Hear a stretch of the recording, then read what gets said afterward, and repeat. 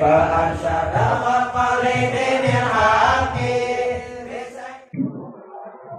serta syukur marilah kita panjatkan hadrat Allah Subhanahu wa taala yang Maha Ghafur. Salawat teriring salam pramuga terlimpah curahkan karena junjungan kita habibana wa nabiyana wa maulana Muhammad sallallahu alaihi wasallam, kepada segenap keluarga dan para sahabatnya, dan kita selaku umatnya senantiasa mengharapkan dan mudah-mudahan selalu mendapatkan syafaat udna fid dunya wal akhirah, amin ya rabbal alamin. Masyarul muslimin wa sumratul mu'minin rahimakumullah. Alhamdulillah, pada malam ini kita kembali bersyukur kepada Allah Subhanahu wa taala telah diberikan kekuatan dan kesempatan untuk kembali hadir di majlis taklim selepas kita melaksanakan kewajiban kita, yakni sholat maghrib berjamaah. Yang mudah-mudahan rangkaian ibadah yang kita laksanakan baik yang wajib maupun yang sunnah senantiasa semuanya diterima oleh Allah Subhanahu wa taala dan mendapatkan ridha-Nya, amin ya rabbal alamin. Masyarul muslimin rahimakumullah, sebagaimana kita ketahui bahwa bulan ini adalah bulan Muharram. Bulan Muharram ini dijelaskan dalam hadis baginda Rasulullah sallallahu alaihi wasallam yang disampaikan oleh Imam Bukhari dan Muslim, termasuk salah satu bulan hurum. Dan ini disampaikan dalam Al-Quran di surah At-Taubah. Inna iddatash syuhuri indallahi 12 syahran fi kitabillah yauma khalaqas samawati wal arda minha arba'atun hurum. Sesungguhnya Allah Subhanahu wa taala menciptakan hitungan bulan, menjadikan hitungan bulan dalam satu tahun menjadi 12 bulan. Di antara 12 bulan tersebut ada 4 bulan di antaranya termasuk dan disebut bulan hurum. Apa itu bulan hurum? yakni bulan yang dihormati, bulan yang dimuliakan atau bulan yang diagungkan. Dan ini Allah tetapkan pada saat Allah menciptakan langit dan bumi. Ini sudah ketentuan Allah. 4 bulan ini disebut sebagai bulan yang dihormati, bulan yang dimuliakan atau bulan yang diagungkan. Dijelaskan dalam hadis Nabi 4 bulan yang dimaksud yang termasuk dalam bulan hurum dalam satu tahun tersebut. Yang pertama adalah bulan Zulqa'dah, yang kedua bulan Zulhijjah, dan yang ketiga bulan Muharram, yang keempatnya bulan Rajab. Nah, 4 bulan ini bulan yang dihormati, bulan yang dimuliakan atau bulan yang diagungkan.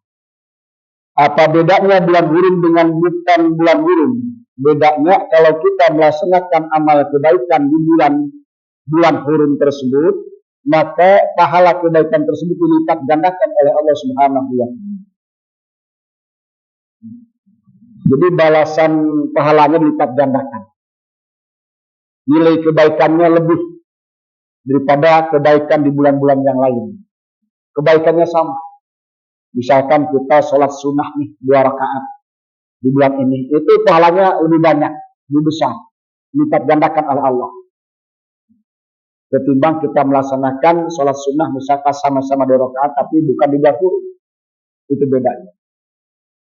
Entah itu ibadah sholatnya, entah itu ibadah baca Qur'annya, entah itu ibadah zikirnya, baca sholawat, ataupun bersedekah. Apalagi yang sering kita dengar bahwa bulan Muharram adalah bulan bagian daripada lebarannya anak yatim, gitu, bulan berbagi. Nah, termasuk kita nih kalau mau ngasih hadiah sama istri kita, kalau pengen dapat pahala yang terbaik di bulan Muharram, Pak. Udah kasih hadiah dulu. Nah, itu dia masalahnya. Ya, tiap hari. Di bulan hurum, di bulan Muharram kasih hadiah. Hadiahnya bang Jumat doang kali ya. Alhamdulillah. Nah, tentu ada banyak catatan yang menghantarkan, menjadikan dan dijadikannya oleh Allah Subhanahu wa taala bulan Muharram sebagai bulan pilihan. Bulan hurum kita bahas bulan Muharramnya saja. Karena Zulqa'dah, Zulhijjah sudah kelewatkan. Nah, kita Muharramnya saja. Sehingga banyak berlomba kebaikan dalam bulan ini. Termasuk yang sering kali kita temui, serta kita dengar, adanya santunan yatim hampir di mana-mana. Ini rata-rata orang melaksanakan di bulan Muharram. ya kan? Padahal mau nyantinin yatim tiap hari juga nggak usah nunggu Muharram, nggak apa-apa, malah lebih bagus kan gitu. Tapi ini kenapa kadang-kadang tertariknya, gitu, girohnya timbul semangat itu di bulan Muharram. Itu kan istimewa bulan ini. Rahmatullah. Ya, coba kita lihat yang menghantarkan keistimewaan Muharram ini. Yang pertama, salah satu bulan Muharram itu dijadikan sebagai bulan menjadi bulan pertama di pergantian tahun Hijriah. Dihitung dari sejak terjadinya hijrahnya Kanjeng Nabi dari Mekah ke Madinah. Itu satu. Mengiring kemuliaan pindahnya Kanjeng Nabi dari Mekah ke Madinah jadikan sebagai tanda ataupun hari yang mulia, hari yang agung, hari yang istimewa, termasuk bulan yang istimewa terjadinya di bulan Muharram. Sehingga ketika para sahabat berunding, bermusyawarah mencari untuk menetapkan bulan bulan Hijriah ini dimulai, tahun Hijriah ini dimulai dari bulan apa, merasa kebingungan. Yang pada akhirnya sebuah usulan yang disampaikan oleh sahabat khalifah yang kedua Umar bin Khattab, disepakatilah bahwa hitungan tahun Hijriah dimulai daripada bulan Muharram dengan terjadinya hijrahnya Kanjeng Nabi dari Mekah ke Madinah. Disepakati itu semua. Udah, ketika muncul kalimat itu, maka sepakat semua. Rahimakumullah. Itu satu. Yang kedua, ternyata dalam bulan Muharram ini, sebelum kejadian peristiwa yang besar atas Kanjeng Nabi hijrahnya beliau dari Mekah ke Madinah, juga sudah mencatat berbagai macam sejarah dalam kehidupan nabi-nabi terdahulu. Banyak keistimewaannya bulan Muharram ini. Yang jikalau kita kaji secara keseluruhan, kita lihat nanti ujungnya nih, jadi bulan Muharram ini ternyata menjadi bulan perubahan bagi umat manusia. Bulan perubahan. Perubahan yang seperti apa? Perubahan dari yang kurang baik menjadi baik. Yang sudah baik menjadi yang terbaik. Menjadi lebih baik. Coba kita lihat. Pertama, diciptakannya Nabiullah Adam alaihissalam dan istrinya Siti Hawa itu di bulan Muharram. Diciptakannya Nabi Adam, manusia pertama Allah ciptakan, ini di bulan Muharram. Dan istrinya pun, istri Nabi Adam, satu-satunya wanita yang tidak ada memang standingan, paling cantik, paling cakep di masa itu, karena nggak ada lagi pilihan. Sampai Nabi Adam atau wafatnya nggak pernah poligami. Gitu ya. Sama kayak kita di sini, nggak pernah kita. Itu di bulan Muharram. Diciptakannya Nabi Adam dan istrinya Siti Hawa di bulan Muharram. Kemudian terjadi sebuah godaan, sebuah ujian. Sampai tergodanya Nabiullah Adam alaihissalam dan Siti Hawa makan buah kuldi, itu terjadi di bulan Muharram. Gara-gara makan buah kuldi tersebut, keduanya, apa kata Allah? Fa'azallahumma syaitanu anha fa'akhrajahumma mimma kana fi, dalam surah Al-Baqarah. Hai Adam, keluarga kamu dari surga ini bersama istrimu, karena engkau telah mengikuti bujuk kayu sifat perbuatan kayu daripada setan. Akhirnya diusir itu Adam dan Hawa dari surga ke muka bumi, maka datanglah Adam ke gunung Uhud. Datanglah Adam ke Cikeas. Ini gara-gara diusir, Pak. Sebenarnya tempat kita di surga awalnya. Andai saja Nabi Adam itu nggak makan buah kuldi ada Siti Hawa, nggak bakal kita datang ke Cikeas. Nggak bakal, Pak. Di surga kita di sana enak banget. Nggak bakal kita mikirin kreditan mobil, nggak bakal. Oh, nggak ada kreditin di sana. Ngurusin bahasa doang Pak itu. Nggak mungkin kita mikirin kreditan rumah, nggak mungkin mikirin KPR, nggak mungkin. Nah, di sana kita adanya di surga. Ini gara-gara dikeluar dari surga, datang ke Cikeas, menjenguk negeri. Itu terjadi dikeluarkannya Adam dan Hawa dari surga ke dunia, itu terjadi di bulan Muharram. Misi dunia yang kian lebar, yang belum ada apa-apa pada saat itu, berdua udah gitu pisah lagi. Udah keluar dari surga, awalnya nikmat, yang tadinya berpakaian dicopotin pakaiannya, Ya Allah ya Rabb. Keduanya dicopotin. Telanjang. Ya Allah. Mungkin cawat aja nggak pakai. Lalu dengan apa dia pakai pakaian itu? Dengan seadanya. Dengan daun yang dianyam. Mungkin dengan rempah-rempah yang ada di dunia ini. Ya Allah ya Rabb. Maka menjadi sebuah catatan sejarah ketika Adam mengikuti ajakan setan laknatullah itu makan buah kuldi, ketika beliau makan nyampe di sini keselak, nyangkut di sini Pak, udah nyampe ke perut, nyangkutnya di sini Adam, makanya disebut buah apa namanya? Zakul kan? Buah zakul kan? Yakul. Kuldi. Nah, Hawa makan satu buah, nyampe dada macet di sini Pak, nyampe dada kebelah dua. Nah, maka jadi itu nonjol dua-duanya. Coba kalau nggak belah itu, kan jelek banget kayak tumor itu. Ya. Kan nikmatnya luar biasa itu. Ternyata zakul itu bagian daripada salah satu kelezatan kenikmatan duniawi, kenikmatan syahwat, kenikmatan hampir semua orang yang sehat, orang yang waras tergoda dengan itu. Coba jujur aja dari antara kita, bapak nih, kalau pasangan kita nggak ada itunya, mau nggak kira-kira? Lata kayak laki kan nggak bakal tergoda.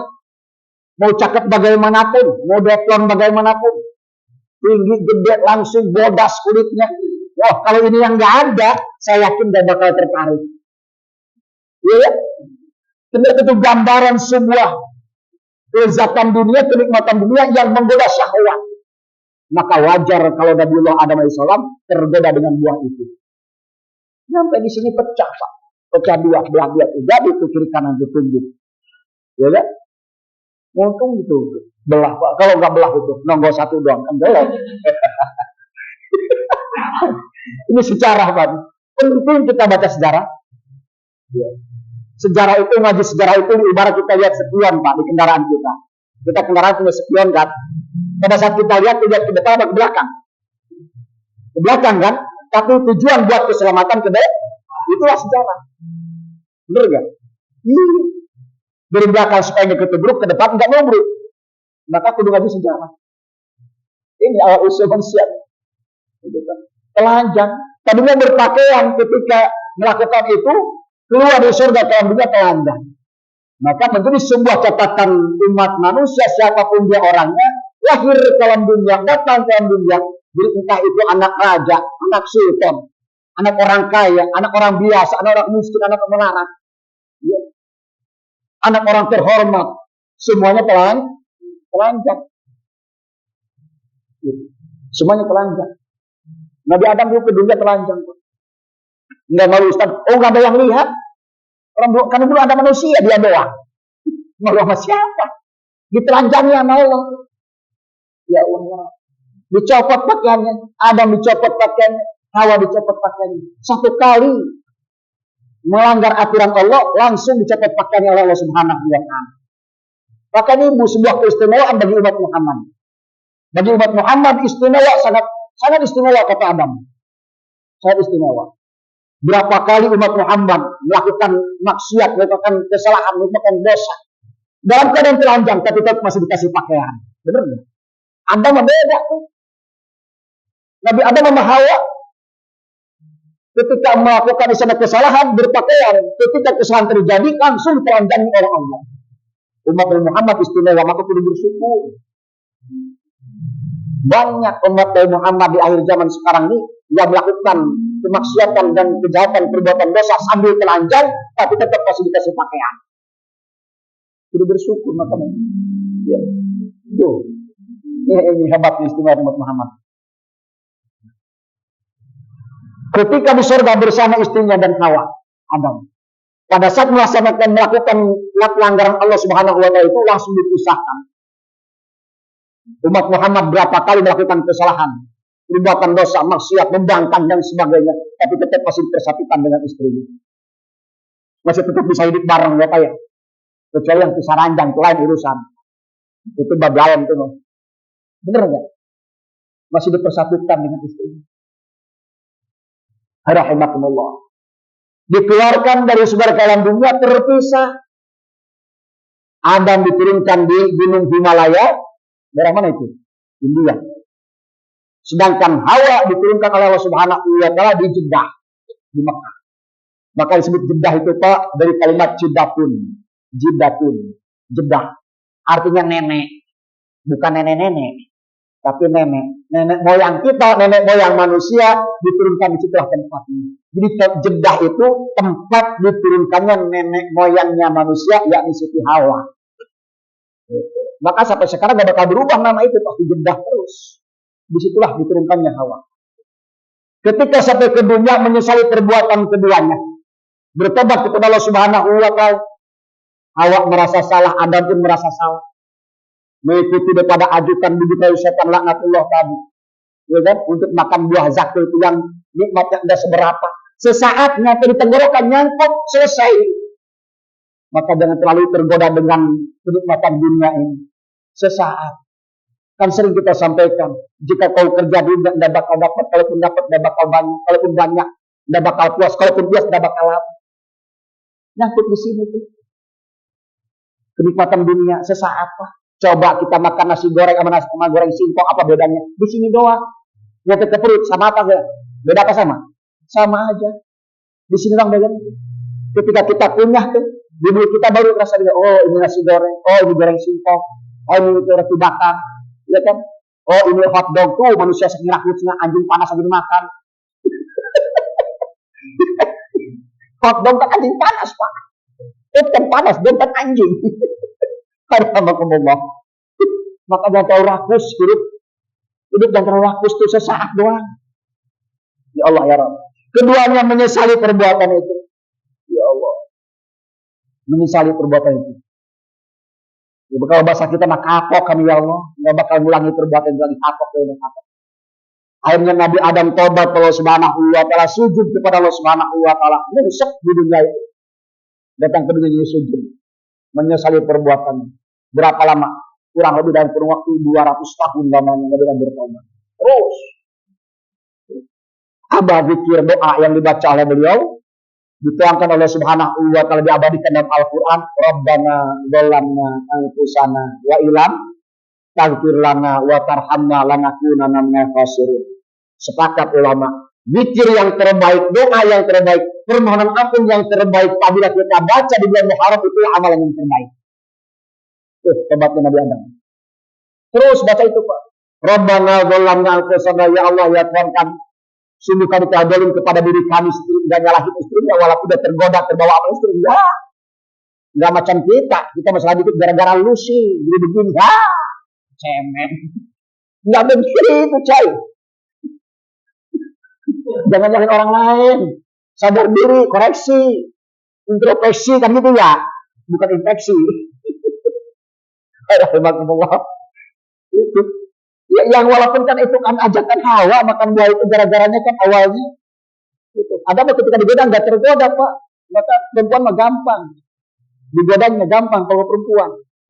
Laki-laki mudah digoda oleh perempuan. Maka laki-laki yang mana suka apapun sama perempuan mengeces Pak. Nah, coba dah. Mau hebat bagaimana kalah sama perempuanmu. Jangan macam-macam. Kelemahan di situ tuh. Ya. Alhamdulillah. Tobat keduanya tuh Adam tobat. Terus dipilih pada Allah Subhanahu wa taala, terus doa kepada Allah, terus mohon ampun kepada Allah. Rabbana dzalamna anfusana wa illam taghfir lana wa tarhamna lanakunanna minal khasirin. Ya Allah ya Tuhan kami. Sungguh kami telah zalim kepada diri kami sendiri. Aku telah zalim kepada diriku sendiri ya Allah. Wa illam taghfir lana, maka ampuni ya Allah atas kesalahan ini. Ampuni dosa itu ya Allah. Ampuni kelalaian itu ya Allah. Ya. Ampuni keterlaluan kami itu ya Allah. Ampuni sifat kami yang mendangkan kepadamu ya Allah. Ya. Wa ilam taghfirna wa tarhamna, dan rahmati kami ya Allah. Berikan rahmat kepada kami ya Allah. Wa ilam taghfirna wa tarhamna lanakunanna minal khasirin. Andai engkau tidak mengampuni dosa dan kesalahan kami ya Allah, dan engkau tidak merahmati kami ya Allah, maka niscaya kami kelak akan menjadi orang-orang yang merugi. Orang yang berbuat salah itu biasanya orang yang rugi Pak. kalau nggak bertobat, rugi dunia, rugi akhirat. Maka kalau dibaca di bulan Muharram, doa yang tadi, doa istighfarnya Nabiullah Adam alaihissalam sebagai permohonan tobat pada Allah Subhanahu wa taala menjadi amal yang terbaik ketika kita baca di bulan Muharram. Dosa sebanyak apapun bagaikan buih lautan akan diampunkan Allah Subhanahu wa taala sebagaimana pengampunan Allah yang diberikan kepada Nabiullah Adam alaihissalam. Walaupun demikian, tobat pada Allah Subhanahu wa taala, baca doa itu, Rabbana dzalamna anfusana wa illam taghfir lana wa tarhamna lanakunanna minal khasirin. Yang pada akhirnya sudah sekian proses menjalani proses tobat pada Allah Subhanahu wa taala, merasa menyesal dan berjanji tidak akan mengulangi perbuatan yang sama, kesalahan yang sama. Kembali Allah Subhanahu wa taala, apa kata Allah? Fatalaqa Adamu min rabbihi kalimatin fataba alaihi. Di surah Baqarah kan? Tidak pernah baca ayat itu. Fatalaqa Adamu min rabbihi kalimatin fataba alaihi.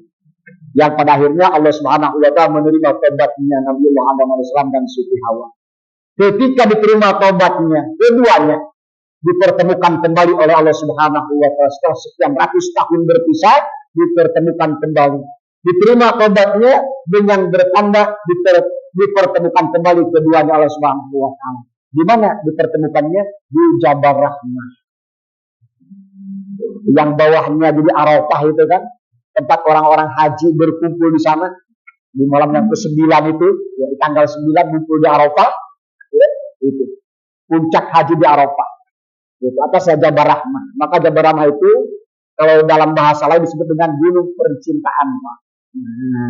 Makanya kalau nanti sempat ke sana dengan hajinya, sempat ke sana mungkin dengan umrohnya, ya, jangan salah doa di situ, Pak. Kalau doanya, ya Allah pertemukan saya dengan yang lain, dengan yang baru, jadi Pak itu gunung percintaan. Maka di situ kalau doa jangan salah di situ doanya. Ini Jabal. Maka disebut dengan Jabal Rahman. Jabal itu gunung, rahmat itu diturunkannya rahmat Allah. Kepada siapa? Diturunkannya rahmat Allah kepada Nabiullah Adam dan Siti Hawa pada saat itu yang mereka sudah sekian ratus tahun berpisah dipertemukan oleh Allah Subhanahu wa taala di situ. Maka disebut dengan Jabal Rahmah. Gunung diturunkannya rahmat Allah Subhanahu wa taala untuk umat manusia yang pada saat itu khusus kepada Nabiullah Adam dan Siti Hawa. Itu terjadi di bulan Muharram. Bukan pada saat musim haji, bukan. Ternyata dipertemukannya itu pada saat bulan Muharram. Dicatatkan. Setelah itu barulah Nabiullah Adam alaihissalam dan Siti Hawa mencoba untuk di sana menata kehidupan yang baru. Sampai kembali berumah tangga di alam dunia ini, mempunyai anak Qabil dan Habil, mempunyai anak Qabil dan Ikrimah, Habil dan adiknya itu. Nah, berpasangan terus. Sekali melahirkan itu 2. Laki-laki 1, perempuan 1. Lahir lagi perempuan 1, laki 1. Begitu, Pak. Nah, itulah menata kehidupan baru. Gitu. Menata kehidupan berumah tangga dengan sebagaimana mestinya. Dengan bekal seadanya. Apa yang menjadi bekal mereka? Belum ada pinjaman bank pada saat itu, Pak. Belum ada. Ya Allah, ya Allah, belum ada. Hidup di tengah gurun pasir, di tengah bebatuan. Pohon kelapa enggak ada, pohon pisang enggak ada di situ. Coba Jabal Rahmah ada pohon pisang? Enggak ada. Ada pohon kelapa? Enggak ada. Oh, aus luar biasa. Air bening belum ada, Pak. Belum ada. Apa dia pengen minum es kelapa? Belum ada itu. Bebatuan doang. Coba deh ke sana. Penasaran? Makanya daftar umroh. Kalau umroh pasti ke sana. Wah, nikmat banget. Di atas itu ada batu yang lebar, kurang lebih medianya kurang lebih sekitar 5 meter persegi, Pak. Lebar di atas. Sholat di situ udah nikmat banget. Tapi kalau pas kesananya malam, sejuk. Jabal Rahmah. Tuh. Disitulah mulai kehidupan yang baru. Menata kehidupan sampai berkembang biak dengan manusia yang banyak sampai saat ini dengan miliaran manusia yang ada di muka bumi. Awal dari satu manusia laki-laki, satu manusia perempuan.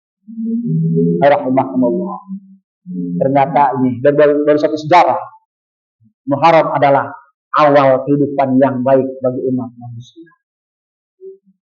melalui proses perjalanan tobatnya yang dicontohkan oleh Nabiullah Adam alaihi salam. Maka catatannya adalah dalam sejarah ini, kalau kita ingin lebih baik di hari dan waktu yang akan datang, maka mulailah dari bulan Hijriah ini, dari tahun baru Hijriah ini. Yuk kita banyakin zikir tobat itu, yuk kita banyakin istighfar tobat itu, yuk kita banyakin doa tobat itu seperti yang dilalui dan dilaksanakan oleh Nabiullah Adam alaihissalam dan ibunda Siti Hawa. Insya Allah ke depan akan kita temukan perjalanan hidup yang lebih baik. Yang tadinya kedua sholatnya, insya Allah semakin rajin. Yang tadinya agak koret sedakonya, insya Allah semakin dermawan. Yang tadinya malas baca Qurannya, semakin insya Allah ada semangat untuk baca Quran. Yang tadinya semakin malas untuk berzikir, insya Allah semakin banyak zikirnya. Jadi orang yang lebih baik.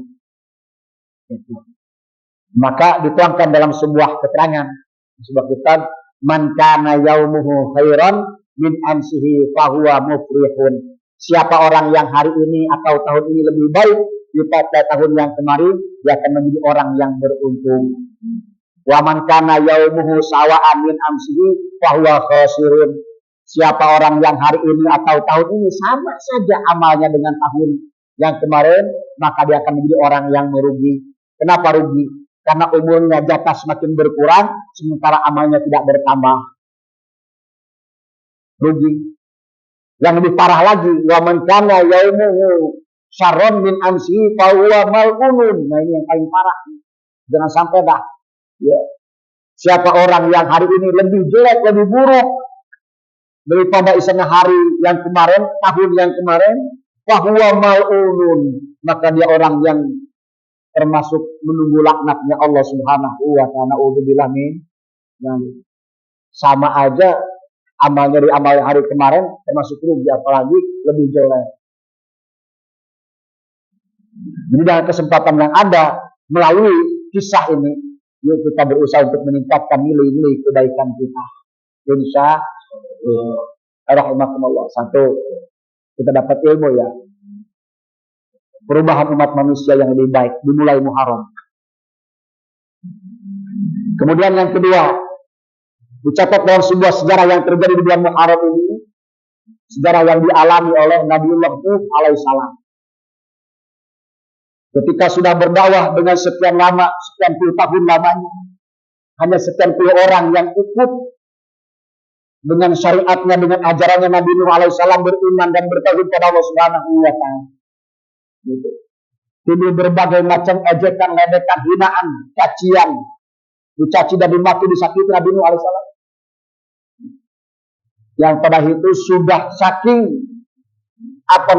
seakan-akan putus asa, sudah tidak ada lagi jalan yang mesti ditempuh. Nabi Nuh berdoa pada Allah Subhanahu wa ta'ala, ya Allah, sudah kewalahan ngajak umat ini, ngajak hambamu ini untuk beriman kepadamu, untuk beribadah kepadamu ya Allah, untuk bertauhid kepadamu. Sulit dan berat sekali. Hanya sekian gelintir banyak orang yang ikut. Kurang lebih hanya 80 orang yang ikut selama 800 tahun berdakwah. Nabi Nuh itu punya umur paling panjang, pas 1000 tahun. Nah, rahimakumullah. Akhirnya apa kata Allah? Diperintahkan Nabi Nuh alaihissalam untuk membuat kapal ataupun perahu. Padahal pada masa itu masih musim kemarau, musim panas. Akhirnya kan pada ledekin tuh.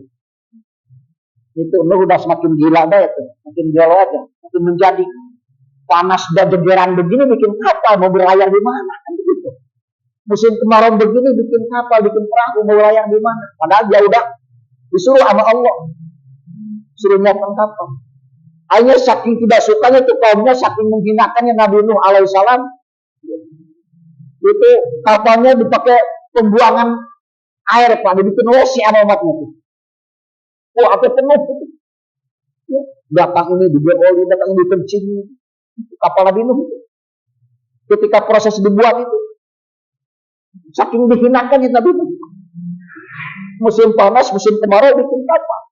Akhirnya pakai tempat pembuang oleh mereka. Yang pada akhirnya diceritakan dalam sebuah kisah, ada seorang istilahnya yang buta, ketika dia mau buang air besar ke situ, kepleset, jatuh, nyusep.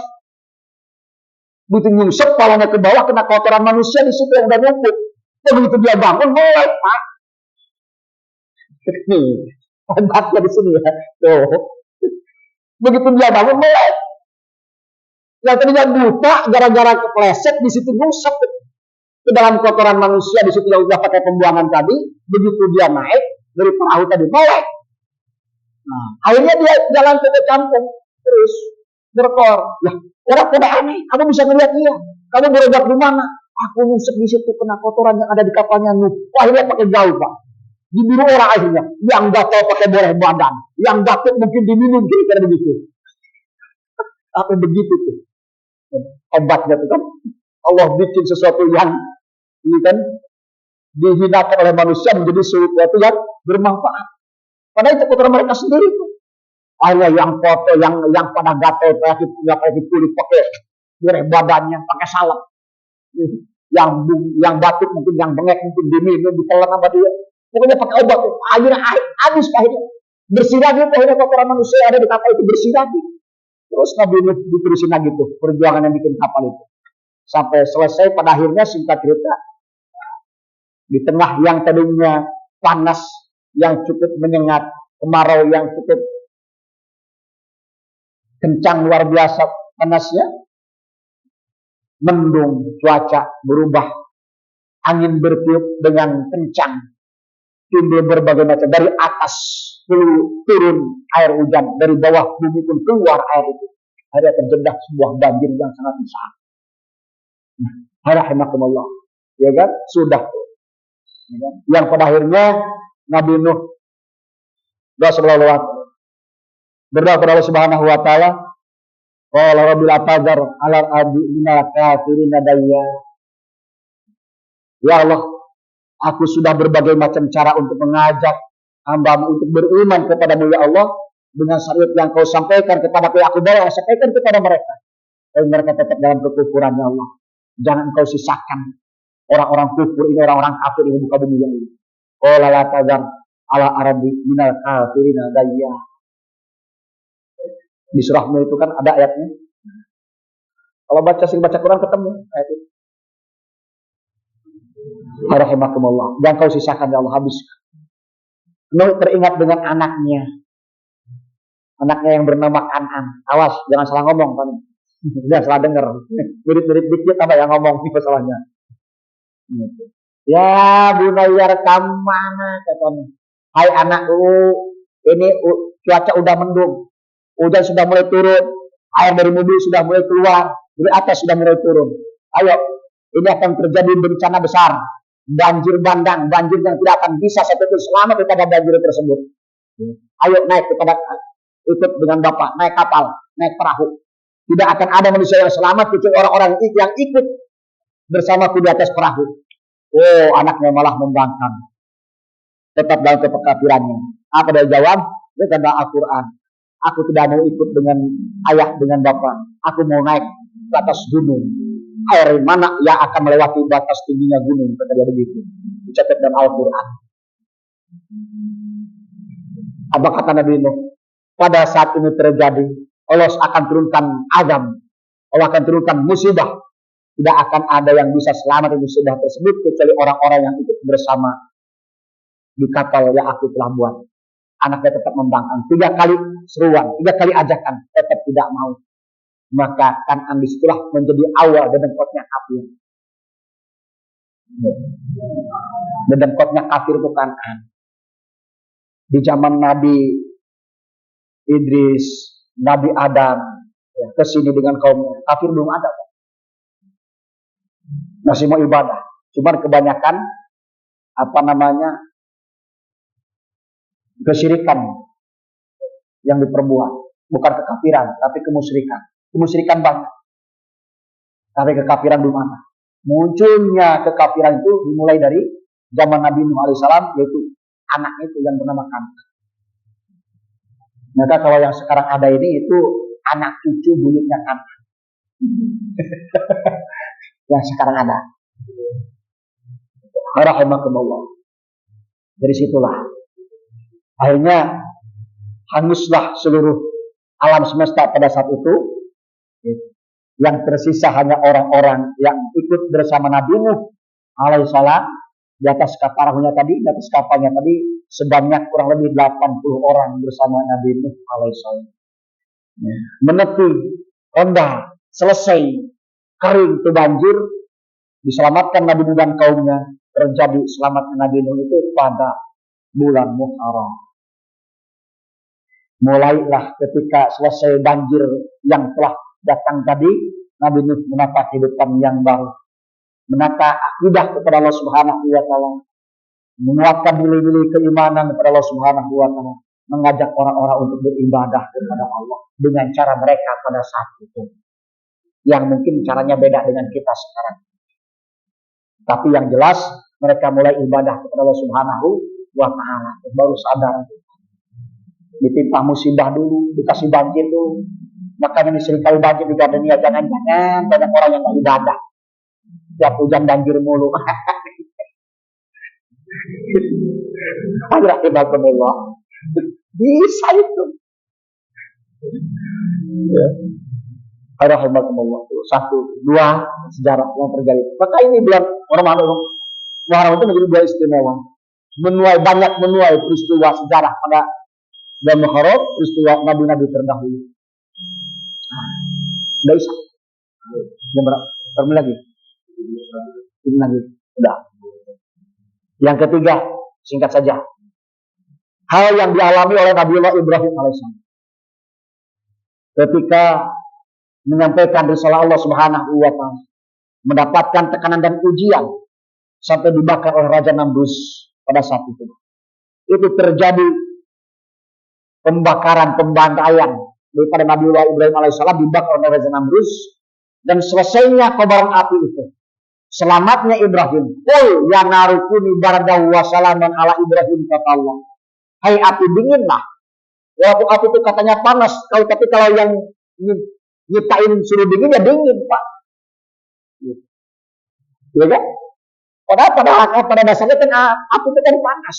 Tapi kata Allah, ketika Ibrahim dengan yakinnya kepada Allah, dengan kesabarannya, dengan ketaatannya, dengan kepasrahannya, tidak ada yang mustahil kalau sudah berkenan. Walaupun api itu kata Namrus panas luar biasa, kayu cemara sudah dikumpulkan untuk membakarnya. Api sudah berkorban dan sebagainya, besar luar biasa. Ibrahim dilemparkan ke tengah kobaran api. Ternyata Allah Subhanahu wa taala, kata Allah kepada api, ya narukuni bardaw wa salaman ala Ibrahim. Hai api, dinginlah kamu dan selamatkan Ibrahim. Ternyata Ibrahim selamat. Jangankan gosong, baju yang dipakai pun terbakar pun tidak. Rahimakumullah, itu tidak ada yang mustahil bagi Allah. Sulit buat manusia, kalau kata Allah gampang mah gampang. Panas kata manusia, kalau kata Allah dingin mah dingin. Rahimakumullah. Diselamatkannya Ibrahim kobaran api yang dibuat oleh Raja Namrus pada saat itu terjadi pada bulan Muharram. Kembali Nabi Ibrahim menata kehidupan sampai akhir kehidupannya tercatat dalam perjalanan yang sukses dan bahagia. Rahimakumullah. Nabi Musa alaihissalam hidup di zaman Fir'aun, raja yang sangat ganas dan luar biasa. 3 orang yang dihadapi pada saat itu, pemimpin yang sangat zalim, yakni Fir'aun. Kemudian yang kedua Haman,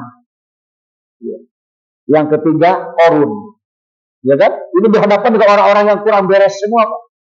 Qarun dengan kedahilannya, yang padahal dalam catatan Qarun itu sepupunya Nabi Musa, Pak. Yang dulu awalnya dia miskin, dia kere, dia fakir, dia belangsak. Minta doa kepada Nabi Musa, didoain, diminta didoain supaya jadi orang kaya. Didoain oleh Nabi Musa, dikasih kekayaan oleh Allah. Nyata setelah kaya, pelit. Sampai ditenggelamkan oleh Allah Subhanahu wa taala. Qarun itu sepupunya Nabi Musa, Pak. Bapak nggak pernah kenalan sih, nggak tahu. Rahmatullah.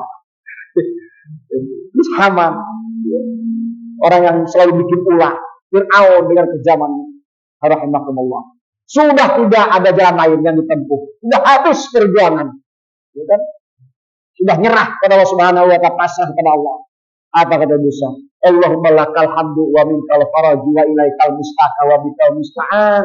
Wala haula wala quwwata illa billahil aliyyil azim. Ternyata semua perjuangan para nabi ini Pak, ketika hendak diselamatkan Allah Subhanahu wa taala, diawali melalui doa semuanya. Ya kan? Melalui doa. Nabi Ibrahim kata Allah, "Qul ya naru kuni barda wa salaman ala Ibrahim." Ya kan? Nabi Adam tadi menata kehidupan yang baik dawal dengan tobat, Rabbana zalamna anfusana wa illam taghfir lana wa tarhamna lanakunanna minal khasirin. Nabi Nuh tadi, qala ya Nuh ya bunayya la tadar ala adina kafirin dayyar. Ya. Nabi Musa ketika sudah habis berbagai macam langkah dan perjuangan, Fir'aun ngejar terus sampai ke tepi lautan merah sana. Pada akhirnya Nabi Musa sudah di hadapan tinggal lautan, di belakang musuh mengejar, sudah tidak ada pilihan. Maka disebut dalam hadis, ad-du'a'u sulahul mu'minin. Doa itu senjatanya bagi orang-orang yang beriman. Kalau sudah macet kita, mogok kita, buntu jalan kita, susah nyari kerja, sudah banyak berdoa sama Allah. Allah kasih jalan. Itu. Artinya kan begitu Pak didikannya. Pelajarannya itu. Karena perjuangan kita, usaha kita, ikhtiar kita, tenaga kita, kemampuan kita terbatas. La haula wala quwwata illa billahil terbatas. Maka puncaknya doa. Datang kepada Allah, dekat dengan Allah. Zikir, banyak yang zikir, banyak yang doa, banyak yang istighfar. Minta bukakan jalan yang terbaik. Tidak ada yang mustahil. Jangan susah-susah banget jadi orang. Ini udah susah, ibadah kagak mau, gimana kagak susah? Iya kan? Ini udah gimana? Udah merasa sulit, ibadah kagak mau, gimana enggak makin sulit? Kalau merasa sulit, merasa sempit, merasa susah, nyari kerja susah, minta nggak mungkin, ngerampung ditangkap, doa kita Allah. Gitu. Pendidikan. Gitu. Ini Nabi Musa nih. Coba kita lihat perjalanan hidupnya. Udah mentok itu. Dengan berbagai macam cara sudah dia laksanakan. Tapi tetap musuh mengejar. Ya, serangan terus datang dan sebagainya. Sudah tidak ada sandaran untuk hidup. Ya kan? Depan lautan, belakang musuh yang mengejar. Dengan jumlah yang cukup banyak. Dengan tentara yang sangat hebat. Dengan senjata yang lengkap. Gimana? Secara akal manusia sudah selesai dan Nabi Musa di situ. Apa kata Musa? Allahumma lakal hamdu wa minkal faraju wa ilaikal mustaka wa bikal musta'an wa la haula wa la quwwata illa billahil aliyyil azim. Ya Allah, dengan segala puji bagimu ya Allah. Wa minkal faraju, engkau lah yang punya solusi. Faraju itu keluar, Pak. Engkau lah yang punya solusi, yang bisa mengeluarkan setiap hambamu dalam kesulitan. Wa minkal faraju wa ilaikal mustaka, maka dengan itu kami minta tolong kepadamu ya Allah. Tolong kami ya Allah. Tolong kami ya Allah. Turunkan pertolonganmu ya Allah. Wa ilikal mustaka wa bikal musta'anu, karena kami hanya meminta pertolongan kepadamu ya Allah, kepada bukan kepada yang lain. Yang lain tidak ada yang bisa meminta pertolongan kecuali Engkau. Wa bikal musta'anu. La haula wala quwwata illa billahil azim. Semua itu terbatas kemampuannya, terbatas kekuatannya. Bahkan tidak ada yang tidak punya kekuatan satupun. Tidak ada yang punya kemampuan satupun kecuali dengan pertolonganmu ya Allah. Setelah doa apa yang terjadi? Hei Musa, kata Allah, kumpulkan tongkatmu. Baru. Padahal itu tongkat itu udah dibawa, Pak. Udah dibawa dari tadi tuh. Udah dibawa dari tadi tuh tongkat tuh. Udah dia bawa. Udah Nabi Musa bawa. Tapi kan nggak tahu caranya. Ya kan? Nggak tahu caranya bagaimana menggunakan tongkat tersebut yang walaupun jadi kecil, kan di situ muncul sebuah mukjizat. Ya kan? Sebuah keajaiban. Yang menurut manusia mustahil, bagi Allah nggak mustahil. Bagi manusia nggak mungkin, bagi Allah mungkin. Baru turun ke atas dimintanya oleh Nabi Musa kepada Allah. Hei Musa, kau pegang tongkat itu. Pukullah tongkatmu. Kalau bahasa Medan kan begitu. Jangan kau pegang saja tongkat itu. Itu pasti banyak gunanya. Pukul tongkat itu. Dipukulkan ke lautan. Ya kan? Kan terbelah dua tuh kayak jantol. Ya kan? Oh, kalau itu tongkat ada sekarang, Prabowo gak bakal kesulitan, Pak, itu jantol. Nah, dari sini ke Lampung, tongkat, Pak, langsung kelihatan itu, Pak. Sekarang udah nggak ada. Gitu. Kalau sekarang ada tuh tongkat Nabi Musa dipakai sama Prabowo, waduh hebat bener. Nggak usah susah-susah berantem sama warga. pembebasan tanah segala macam, ya kan? Orang Pandeglang mau balik ke Sultan, nah, tongkat, iya jangan di tempat di sana. Alhamdulillah. Tapi kan nggak langsung tongkat, mentah-mentah punya tongkat. Artinya apa? Usaha dulu, maksimalkan ikhtiar dulu. Kalau sudah maksimal, itu baru tuh doa kepada Allah Subhanahu Wa Taala. Kan gitu. Ini kan jalan hidup. Terbelah dua, terbentang jalan. Akhirnya Nabi Musa lewat dengan kaum dengan selamat. Di mana itu? Di Lautan Merah kan? Nah, begitu Nabi Musa sudah hampir menepi Lautan Merah tersebut, Fir'aun ngejar dengan kaumnya karena lihat jalan kami. Wah, begitu tengah Lautan Merah, oh Allah Subhanahu Wa Taala makin gemes, makin apa namanya, makin greget. Kalau bahasa kitanya, makin gemes.